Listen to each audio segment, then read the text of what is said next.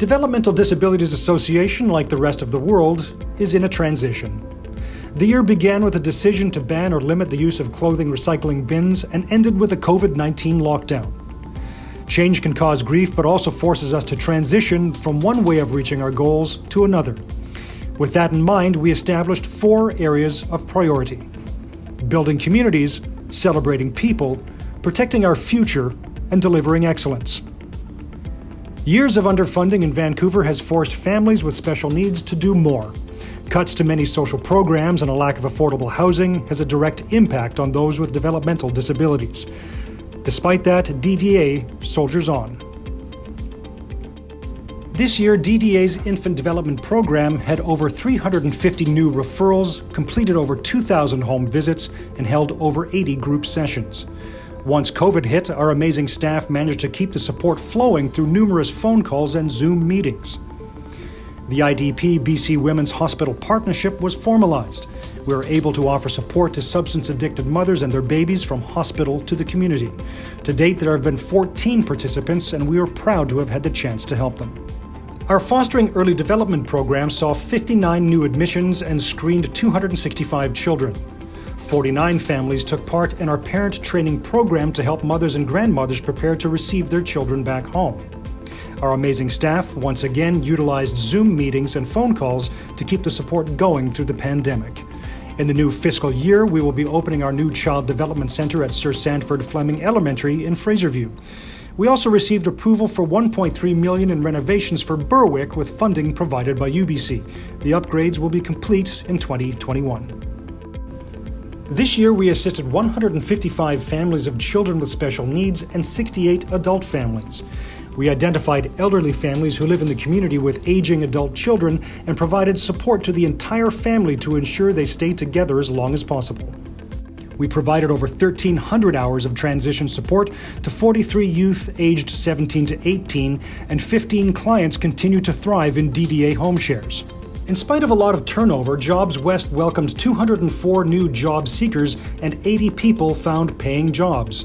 In total, we served 313 people in a variety of ways, from resume writing, skills development, and job placement. 20 years ago, Starworks started with just 3 contracts and 18 employees. Today, they have over 30 employees and have exceeded this year's sales targets. We could not be more proud of their accomplishments.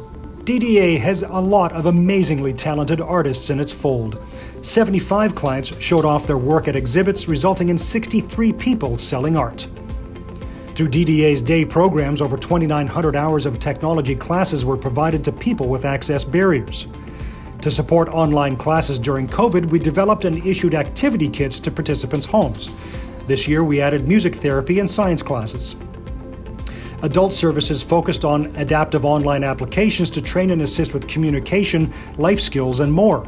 This increases independence and gives clients the freedom to access the internet to choose their own online activities. Our job is to educate the public and instill a sense of inclusion and belonging. We foster this by telling our stories and reaching a broader audience. When COVID hit in March, we expanded our communications to offer more information to families through our website and social media in order to connect them to community services and other useful information. The biggest impact of our social media focus has been in Facebook, where our followers increased by 20% in 6 months. DDA and IDP are now on Instagram, Starworks has a LinkedIn page, and we are driving more engagement across all channels. After we lost the contract with Value Village and shut down our clothing drive, DDA took it upon itself to retrain several of our drivers. 4 were selected for our new training program, and 3 continued to work for DDA. Our employees did an excellent job throughout the year and responded almost in unison to new public health guidelines to help limit the spread of COVID-19.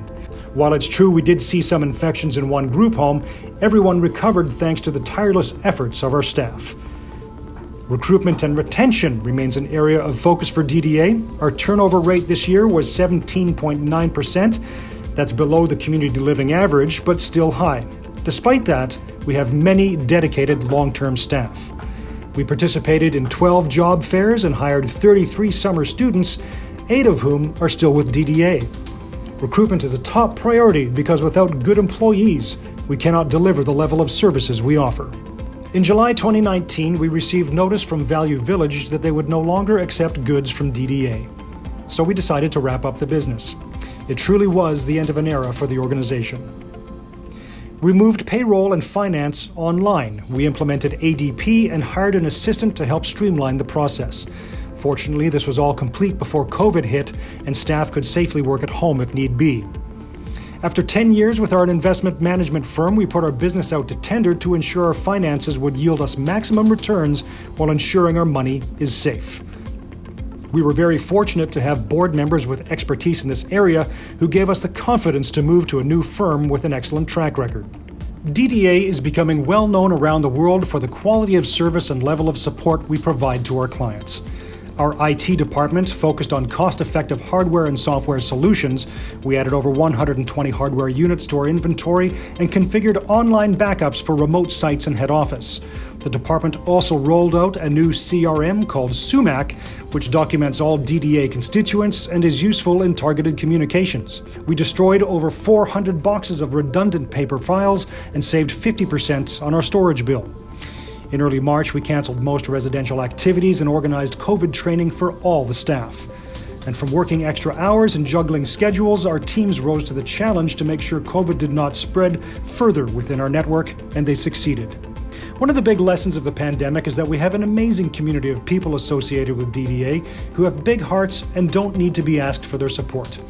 In spite of our new normal, we will continue to explore new methods of inclusion and help each other reach our full potential together. It is our pleasure to thank all of our employees, board members, and those who support our vision as we transition into something bigger and better than ever before.